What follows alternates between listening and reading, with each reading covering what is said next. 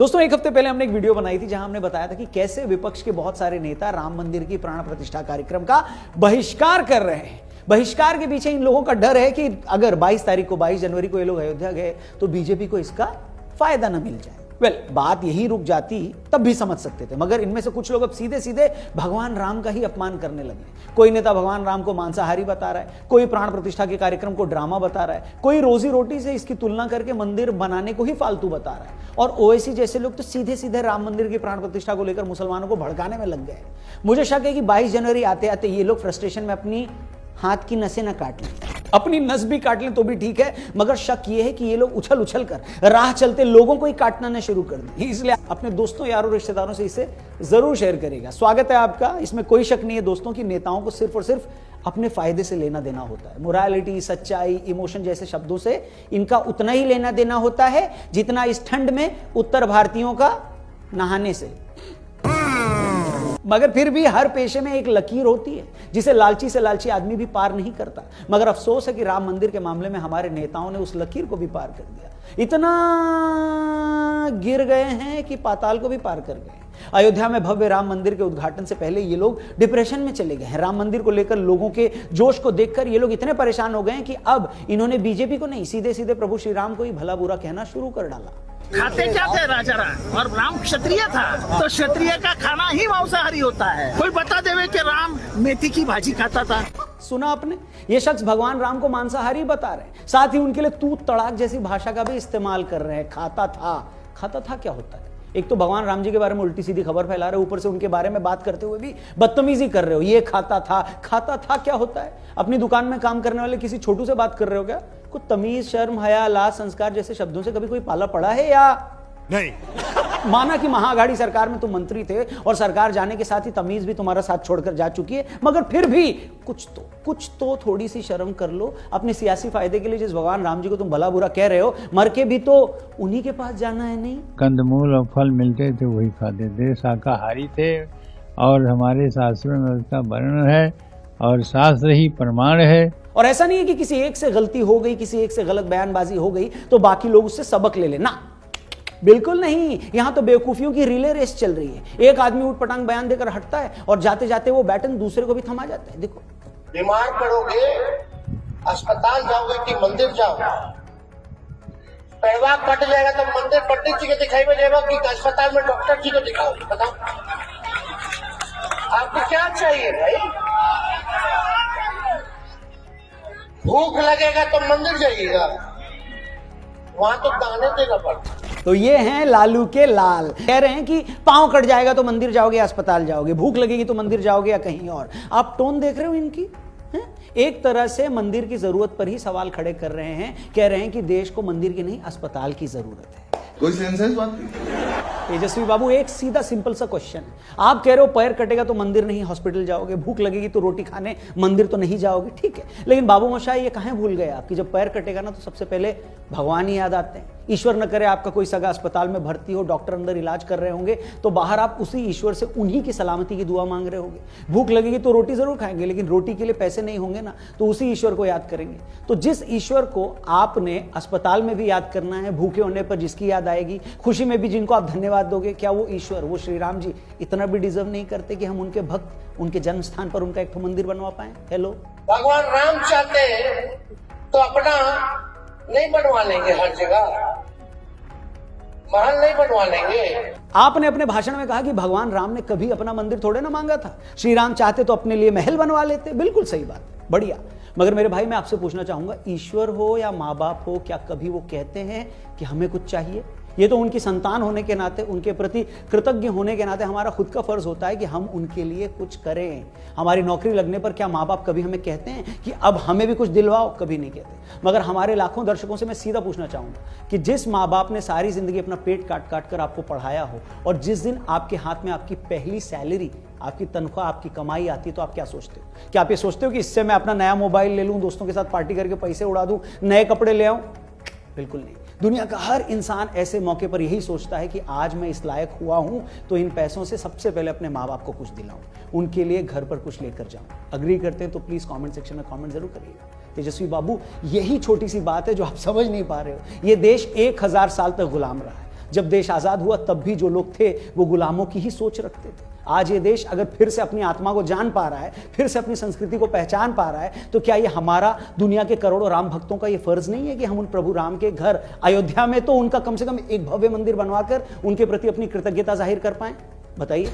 गरीब से गरीब आदमी भी अपने माँ बाप के न रहने पर अपने छोटे से घर की छोटी सी खोली में उनकी याद में एक तस्वीर लगाता है। तो क्या हम प्रभु श्री राम के इतने निकम्मे भक्त हैं कि उनके देश में उनका ही मंदिर न बनवा सके? तेजस्वी बाबू, दुनिया की हर चीज ना जरूरत से नहीं चलती है, उसे जरूरत से नहीं तोला जाता है। कुछ चीजें जरूरत, तर्क और गणित से बहुत ऊपर होती है। और जिन लोगों को हम प्यार करते हैं, जिनका हम सम्मान करते हैं, उनके लिए हमारी भावनाएं एक ऐसा ही इमोशन है जो हर लॉजिक, हर तर्क से ऊपर है, जिसके सामने दुनिया का हर गणित छोटा है, जिसके सामने हर इमोशन इतना सा है, छोटा। दूसरी बात, आपने अस्पताल की बात की, नौकरी की बात की, रोटी की बात की, तो जरा ये बताइए, जिस बिहार में खड़े होकर आप ये सब बोल रहे हैं, उसी बिहार में आपके पिता 10 साल तक सीएम रहे। क्या विकास किया उन्होंने बिहार का? आप कहो तो मैं उसका हिसाब किताब दे दूं। आप अस्पताल की बात कर रहे थे, आजादी से 75 साल बाद भी बिहार के अस्पतालों की क्या स्थिति है पता है आपको? कहें तो कुछ तस्वीरें दिखाऊं, खैर वो चैप्टर किसी और दिन खोलेंगे। और हाँ, आप तो खुद एक क्रिकेटर रहे हैं, ऐसा बताया गया है हमें, किसी आईपीएल टीम में भी थे। खैर खेलने का मौका नहीं मिला, शायद ये बात अलग है, लेकिन जरा बताओ 2 दिन पहले क्या हुआ था बिहार में? जो दर्शक नहीं जानते उन्हें मैं बता दूं, पटना में बिहार और मुंबई की टीम के बीच रणजी मैच खेला जाना था। और बिहार क्रिकेट में इतनी राजनीति, इतनी पॉलिटिक्स है कि मैच खेलने के लिए बिहार की तरफ से 1 नहीं 2 क्रिकेट टीमें आ गई। बिहार क्रिकेट के प्रेसिडेंट ने अपनी अलग टीम भेज दी और सेक्रेटरी ने अलग।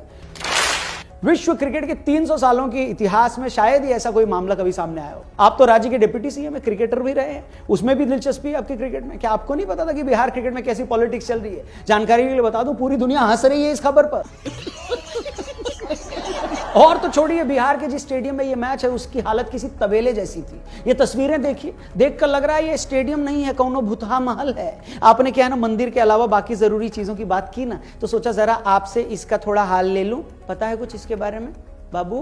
बिहार के ऐतिहासिक, बहुत ऐतिहासिक, देखिए मोइनुल हक स्टेडियम में जिसका हालत ये हुआ हुआ, ये है मोइनुल हक स्टेडियम। और यहाँ है कल से रणजी ट्रॉफी, जिसमें मुंबई की टीम आई हुई है यहाँ। क्या बात है सर, क्या सीन है। इस स्टेडियम को देखकर तो भैंसें भी शर्मा जाए, नहीं? इससे अच्छा तो उनका खुद का तबेला होता है। खैर, इस तरह की बात करने वाले बिहार सरकार में सिर्फ तेजस्वी बाबू अकेले नहीं है। जेडीयू के भी एक सांसद महोदय से जब जर्नलिस्ट ने पूछा कि सर आपको राम मंदिर का उद्घाटन का न्योता मिला, तो उनका क्या कहना था, सुनाइए। अच्छा, क्या लग रहा है? वो न्योता क्यों दे रहे हैं? किन्हीं के पिताजी का श्राद्ध है कि किन्हीं के औरत बेटा का ब्याह है? बताइए, वो जो न्योता दे रहा है वो बेवकूफ आदमी न्योता दे रहा है। अरे बाबा रे बाबा, अरे जैसे ईसा मसीह ने अपने अंतिम पलों में उनको सूली पर लटकाने वालों के लिए ईश्वर से माफी मांगी थी, मैं भी हाथ जोड़कर प्रभु श्री राम से ऐसे लोगों के लिए माफी मांगना चाहता हूं। मगर बस भगवान को ये यकीन दिलाना मुश्किल हो जाएगा कि एक सांसद इतना भोला कैसे हो सकता है। उसे पता ही नहीं कि वो क्या बोल रहा है। मैं पूछता हूं, कैसी भाषा है भैया? सवाल पसंद नहीं आया तो इग्नोर कर दो, न्योता नहीं मिला तो बोल दो हमें नहीं बुलाया गया। मगर ये कैसी भाषा है कि राम मंदिर के प्राण प्रतिष्ठा कार्यक्रम को आप श्राद्ध से कंपेयर कर रहे हो, न्योता देने वालों को बेवकूफ बता रहे हो? सच में यार, ये चल क्या रहा है इस देश में ब्रो? अरे देवा। और हैरानी की बात यह है कि जिन लोगों की बात हम लोग यहां कर रहे हैं, जिन लोगों के बयान हमने आपको इस वीडियो में दिखाए, ये लोग देश चलाते हैं। हेलो, कोई विधायक है, कोई सांसद है, कोई डिप्टी सीएम है। इतने ऊंचे पद पर पहुंचने के बाद भी इन लोगों को सभ्य तरीके से अपनी बात रखनी नहीं आती क्या? माना कि आप लोग राम मंदिर के बनने से होने वाले पॉलिटिकल नुकसान से घबराए हुए हो, लेकिन फिर भी इतने मैच्योर तो बनो कि उस घबराहट में कुछ हाव भाव आलतू फालतू ना बकने लगो। ऐसा ना लगे कि आप अपने ही ईश्वर का अपमान कर रहे हो। इतने सालों की पॉलिटिक्स के बाद भी आप ये बेसिक बातें नहीं सीख पाए, तो फिर काहे के नेता? आपसे ज्यादा डिप्लोमेटिक तो 4 साल का बच्चा होता है, जिनसे जब उसके मम्मी पापा एक साथ ये पूछते हैं कि बताओ पिंटू, बताओ तुम सबसे ज्यादा किससे प्यार करते हो, मम्मी से या पापा से? और पिंटू या तो इस पर कुछ बोलता नहीं या ये कह देता है आप दोनों से। मगर अफसोस कि डिप्लोमेसी के मामले में आप लोग उस 4 साल के पिंटू से भी गए गुजरे हो। भगवान माफ नहीं करेगा। सच में यार, ऐसे बयान चलाते चलाते मैं थक जाऊंगा और सुनते सुनते आप पक जाओगे, आपको गुस्सा आने लगेगा, मगर ये बयान खत्म नहीं होंगे। और जैसा कि मैंने शुरू में कहा कि बेतुके बयानों की जैसी रिले रेस हो रही है, एक आदमी उठपटांग बोलकर हटता है तो तभी दूसरा और रायता फैला देता है। मस्जिद हमने खोदी और वहां पर क्या किया जा रहा है आप देख रहे हैं। नौजवानों, क्या तुम्हारे दिलों में, हमारे दिलों में तकलीफ नहीं होती? ओवैसी साहब ने तो एक कार्यक्रम में एक तरह से मुस्लिम युवाओं को ही भड़का डाला। अयोध्या को लेकर वो ये बोले कि देख रहे हो वहां क्या हो रहा है, क्या ये देखकर आपको दर्द नहीं हो रहा? मतलब कहना क्या चाहते हो वैसी बाबू? 2020 तक, जब तक सुप्रीम कोर्ट का फैसला नहीं आया था, तब तक आप दिन रात यही जपते रहते थे कि जो अदालत कहेगी वो हमें मंजूर होगा। और आज जब उसी अदालत के फैसले के बाद भव्य मंदिर बन रहा है तो आप लोगों को भड़काने में लग गए। मैं तेरा दोगलापना उतारता हूं अब। फिर आप कहते हो कि मोदी के आने के बाद देश में इंटॉलरेंस बढ़ गई है। इंटॉलरेंस तो सच में बढ़ गई है। अदालत के फैसले के बाद भी अगर आप उस फैसले को कबूल ना करो तो मानो तो यही जाएगा ना कि इंटॉलरेंस बढ़ी है। नहीं, हेलो। और इस हद तक बढ़ी है कि बीजेपी की महिला नेता रूबे आसिफ खान ने भगवान राम की पूजा की तो उनके घर पर धमकियां आ रही हैं कि तुम्हें बड़ा शौक चढ़ा है राम जी का भक्त बनने का, 72 घंटे में हम तुम्हारे परिवार को खत्म कर देंगे। मतलब एक तरफ कुछ लोग दिन रात गंगा जमुनी संस्कृति की दुहाई देते नहीं थकते, और कोई मुस्लिम उसी गंगा जमुनी संस्कृति पर चलते हुए पूजा कर लेता है तो उसकी गर्दन काटने को तैयार हो जाते हो। मोदी जी, हेलो मोदी जी। हिपोक्रेसी की भी सीमा होती है।